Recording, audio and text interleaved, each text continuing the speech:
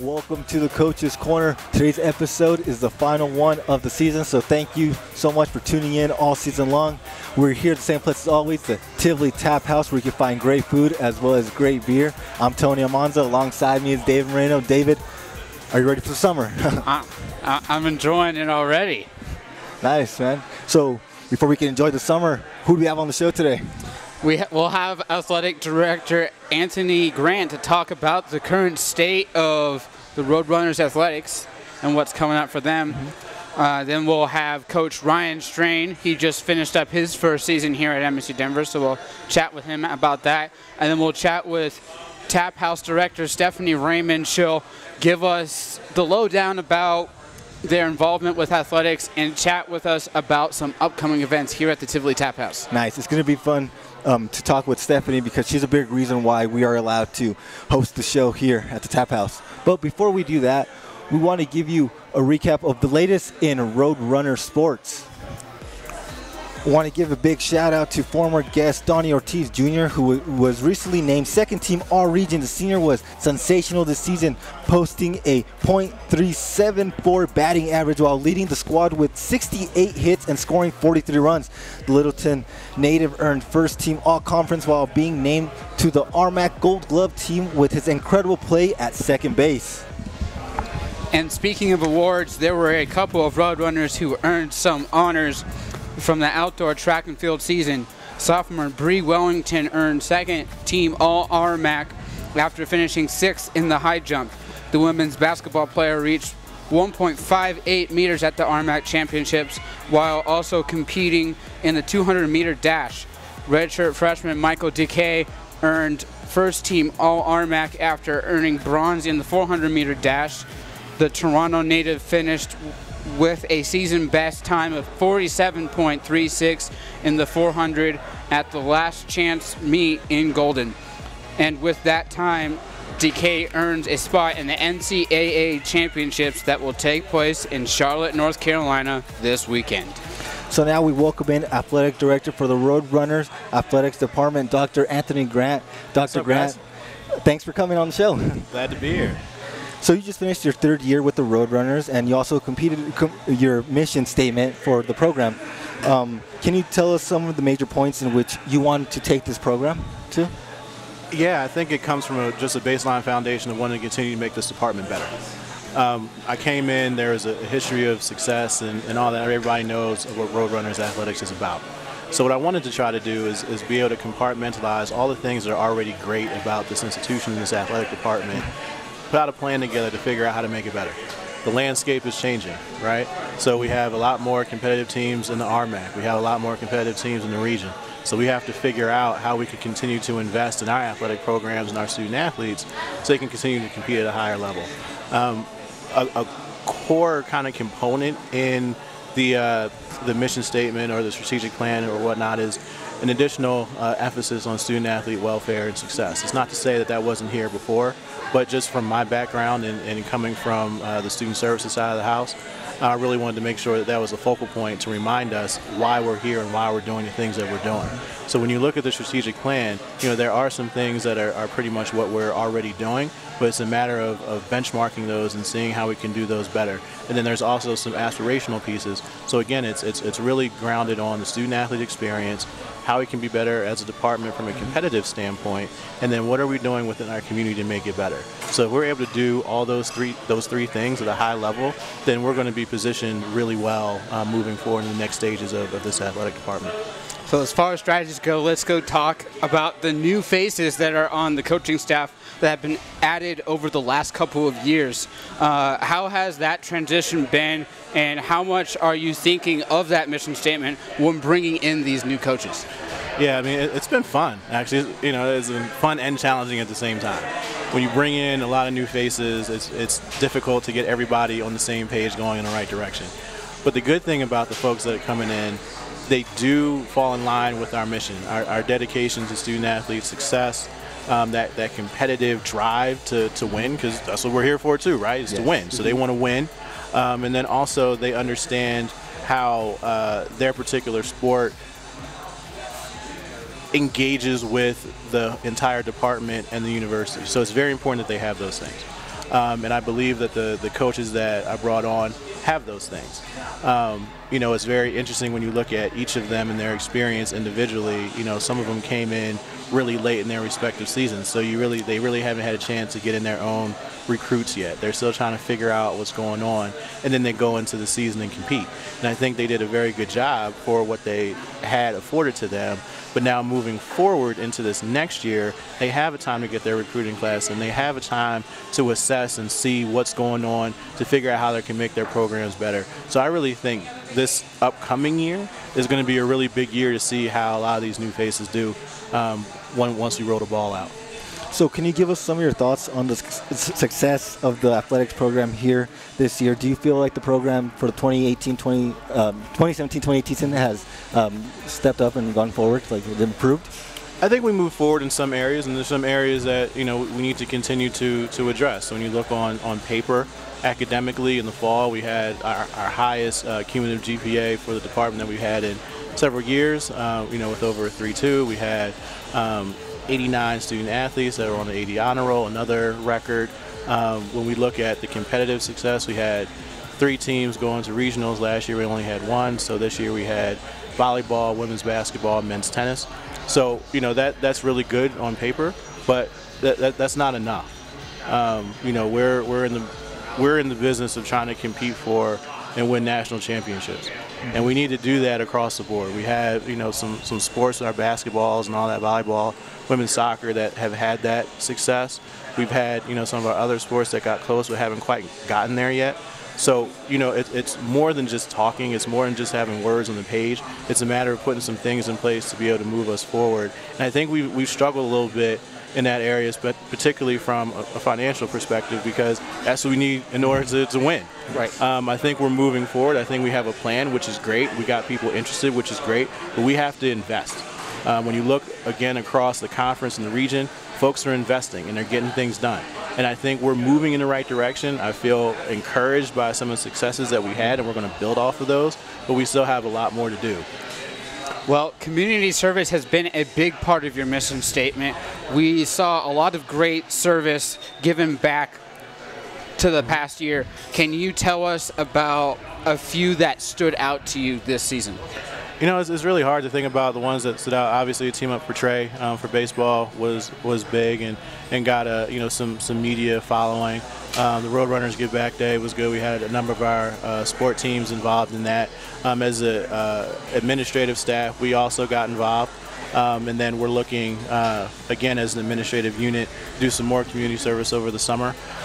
You know, it's really good to see our student athletes just, you know, being out there in the community and really getting a chance to learn about how their presence really impacts their surroundings. We want to do more of that. So, you know, I'm kind of doing the political, you know, way. There's none that say, you know, that's really stuck out. I was like, this is great. But it's good to see that our coaches across the board are giving more thought and attention to community service and how important that is for not only their student athletes, but the broader Denver community. Let's talk about a couple of upcoming events that the athletics department is putting on. Let's first start with your biggest event, and that's the Roadrunner Scholarship Dinner and Auction. When is that taking place, and how important is that to the student athletes? Yeah, it's Friday, June 1st. It's right around the corner. Mm-hmm. So if you haven't signed up for the auction. We still got spots. I believe May 25th is the deadline to RSVP. It's going to be at the Pinnacle Club, Grand Hyatt. The silent auction starts at 5:30. Program starts at 7. This is our biggest fundraiser as a department. Everybody's all in for this. Coaches, community, student athletes, everybody. So the goal is $100,000. All the proceeds go back to student athletes, whether it be scholarships or programming or what have you. It goes back to really be able to provide the experience that we need for our student athletes. So this is a big deal. This is a culmination. This is a culminating event, and we need as much support as possible. And it's going to be fun too. It's going to be different. We're not going to have a speaker like we usually have. We're going to have more focus on the student athletes. Coaches are going to do a lip sync battle. You know, it's going to be fun. I'm not going to get up there. I don't think you want me up there. I don't think you want me up there, man. I don't think so. I'm going to be supporting the coaches and whatnot. And then also we're bringing our graduating student athletes back. In the past, we've done it probably at the end of the year, still in the academic year. This year we waited till the year was over. We have the student athletes graduate. They come back. They get a chance to hang out with their coaches and whatnot. And then also it's a red and blue theme. So everybody's going to be wearing their red and blues. There's going to be a lot of interesting combinations of that. I think I'm going to keep it kind of classic, but I think there's going to be some folks that are going to go out there and push the limits a little bit. So it'll be fun. It'll be a good time. Afterwards, have some music and whatnot, kind of hang out and just really kick it. So it'll be good. Yeah. It sounds like the auction is going to be a lot different than the past years, like you said. It seems like it's geared towards being a little more laid back and fun. You're right. It is. I mean, this is a good time, right? So we're celebrating all the successes of the year. We're also trying to generate more revenue. And we're trying some different things to make it more palatable for the folks to come out and support us. So if you're having fun, you're engaging, you're drinking a little bit, you're laughing at folks doing lip sync battle, and maybe you might give us a little bit more money. I don't know. So we're gonna figure it out, and hopefully we meet that goal.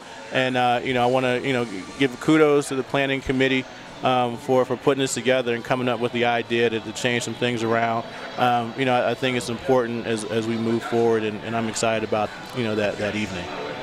So for those who are watching, what can they do to contribute, and what are you looking for from them? Yeah. So roadrunnersathletix.com/auction. Takes you to the registration page. You can, as I said before, you can still sign up for individual tables, corporate tables, whatever. All that's on the website. And then we are still getting auction items, and it could be anything. It could be like a cabin. It could be trips. We had several years. We had a real cool, like, whittled Colorado sign, that gets a lot of attention. We're auctioning off like experiences with the coaching staff to go, maybe travel with them to again, men's basketball is doing something like that. We've done some of those things before. So pretty much, we're looking for anything that's going to generate revenue. So, if you have tickets to a cool concert, if you have, box seats somewhere, if you have, who knows, if you have a yacht, you want folks to come hang out on the yacht, put it in there. We can get some money off that. So, we still have some opportunities to do some creative things with those items. Well, we're all about that yacht. I don't have one, but, For those who love golf, there's a chance for folks to contribute to student athletes while hitting the links. Yeah. And really what it is to, to get the alumni together. It's the day before. At Evergreen, and it's men's and women's basketball. They're getting their alums and whatnot, all getting together, and I'm sure there's probably going to be some contributions there to the programs, but it's to get them ready to go, primed, and then come to the auction the next day. So you get everybody together, you're having fun, playing golf, talking about the program, getting people excited, and then the thought is that they come to the auction the next night and spend some money. Well, Dr. Grant, thanks so much for coming on the show, and great job all season long, and we hope you have a fun and relaxing summer. Thanks, man. Appreciate it. Thanks, guys. Thank you. Yep. So we've taken our first break, but before we do that, it's time to bring you our tweet of the week. It comes from a few different Roadrunners Twitter accounts. After a bunch of the athletics staff finished the Colorado Marathon on Sunday, the athletics department had 4 teams, and they battled some drizzle and some cold temperatures to finish the race. Great job, Roadrunners. Time for that break. We're coming right back with baseball head coach Ryan Strain.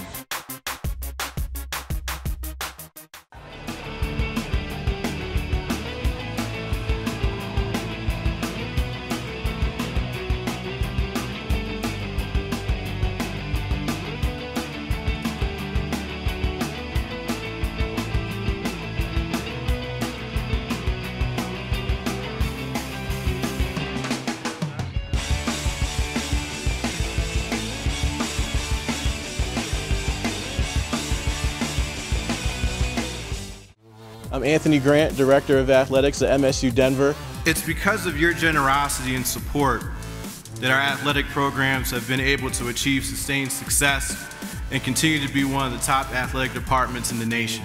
And you're watching the Coach's Corner. Get rowdy. Welcome back. Before we talk some baseball with Coach Strain, we want to make sure that you are representing the Roadrunners by buying your gear at shopmsudenver.com, from t-shirts, shorts, hats, stuff for your pets, water bottles, all the way to golf equipment. Visit msudenver.com to wear that red and blue all summer long. So now we welcome in head coach of the baseball team, Coach Ryan Strain. Coach, thanks for coming on the show. Yeah, thanks for having me. So you just finished your first season as head coach here at MSU Denver. Do you feel you were able to come in and create the foundation to which you want to build your program? Yeah, I think so. I mean, I saw a lot of good things from this year. We'd like to have finished a little bit better, but I thought we got a lot of good things in. Enjoyed coaching the guys that I had. We're going to be losing 9 seniors, but I'm excited about the guys we're bringing in, and I think good things are ahead. Let's take a look back at the RMAC tournament. You handed Logan Sewell the ball to start off the first game against Colorado Mines. He would go on and strike out a season high of 14. How impressed were you of his performance in that game?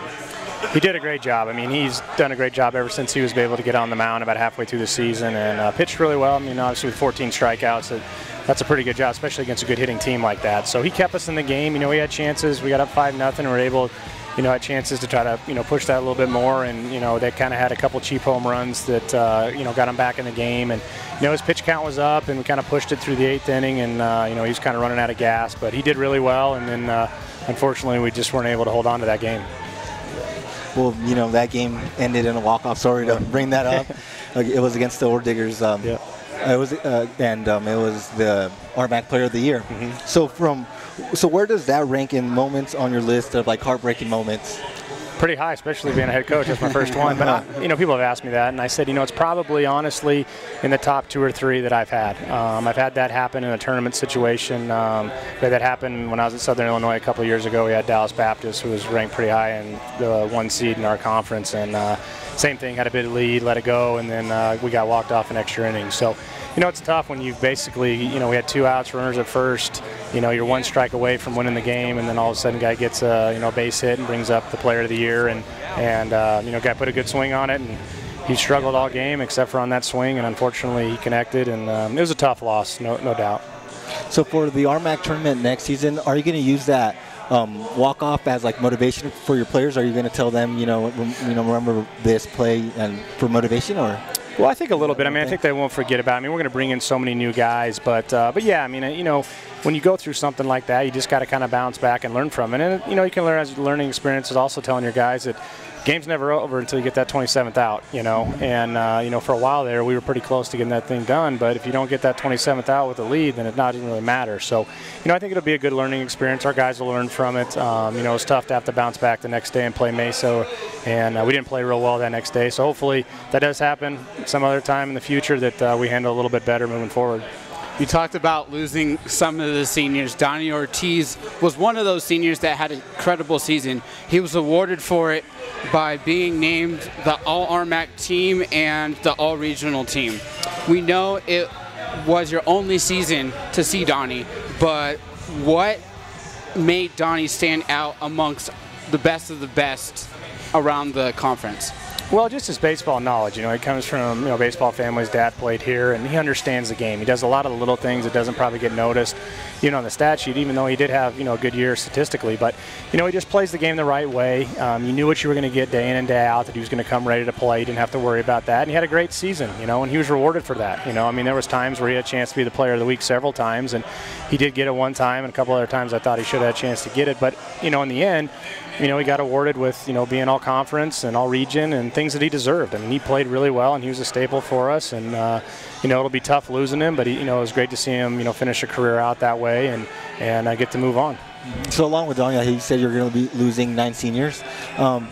How nervous are you about losing that leadership and that experience from those guys? Or are you more excited to bring with the returners and the new guys you're going to be bringing in as leaders? Or Yeah, I mean, when you lose that many seniors, it's always a little bit difficult, you know, because you have guys, a lot of those guys played here for a long time, you know, and knew what to expect in the league, and they were great kids, too. They worked hard, they played the game the right way, and I enjoyed coaching them for the 1 year that I had them. But, you know, with bringing in some new guys, yeah, we're going to have to find some new leaders, and some guys are going to have to step up. But I'm real excited about the guys that we're bringing in. You know, we're bringing in a mix of, you know, some transfers and some high school kids coming in. So I feel good about where we're at, and we've got a few more spots to recruit and fill out for our roster next year, but I'm excited about where it's going. So now let's go into what you just mentioned in recruiting. While it never ends, no matter what part of the season that you're in, where geographically are you looking for next year's players to better your team? Well, I think first and foremost, we're going to get kids from Colorado.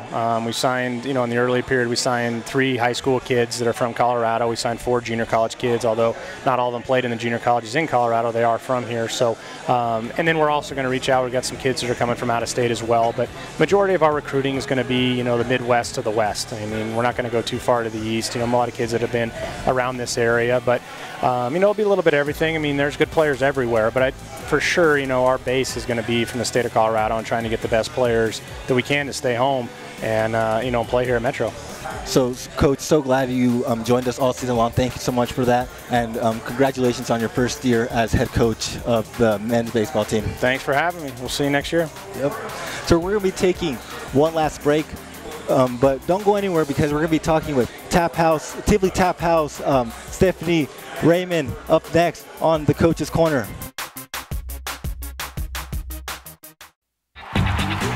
We have so much to celebrate in Division II, but we're especially proud of our commitment to Make-A-Wish. Division II student athletes have led a 10-year initiative to raise funds and help grant wishes of children with life-threatening medical conditions. Nearly $3 million have been raised, and hundreds of children's wishes have been granted. We play hard, we work hard, and we support others in need. Why? It's simple. Because we care. Hi, my name is Yannick Schad. I'm a center mid at MSU Denver. Yannick Schad for MSU Denver. They're doing a great job holding off Samuel Jackson. And you're watching the Coach's Corner. Get rowdy. I'm Justin Gleiber, senior defender at MSU Denver. As they'll try and get a through ball, but Gleiber does well to knock it out of play. And you're watching the Coach's Corner. Get rowdy. So glad you're back. All season long, we've been telling you about different promotions that are happening here at the Tivoli Tap House. And we got all that from Stephanie Rayman, the Director of Strategy and Marketing here at the Tap House. Thanks for coming on our show. Thanks for having me. Yeah.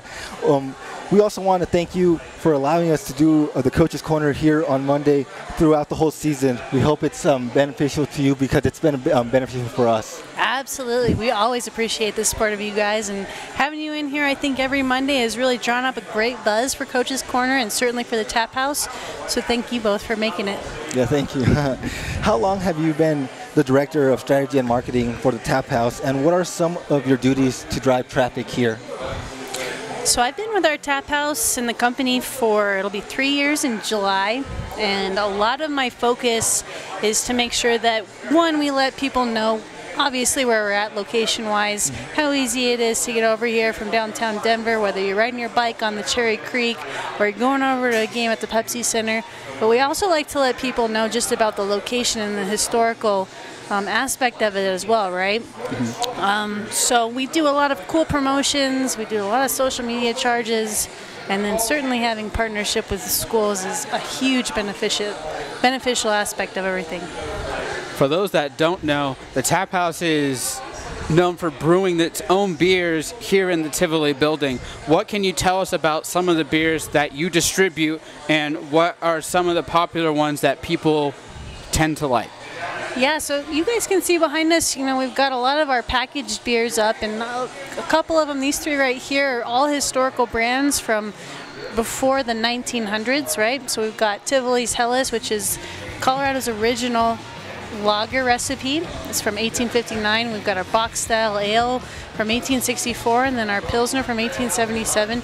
So those are just the 3 main SKUs, but we've started to have a lot more innovation with the help of MSU's brewing and fermentation program to pull off things like our Strawberry Mint Berliner Weiss, or She's My Cherry Pie over here, and then our Fallen Hero Red Alt Ale. So we certainly want to make sure that, yes, we hold true to the history, but we want to make sure everybody else knows about the cool experimentation and innovation that we're doing.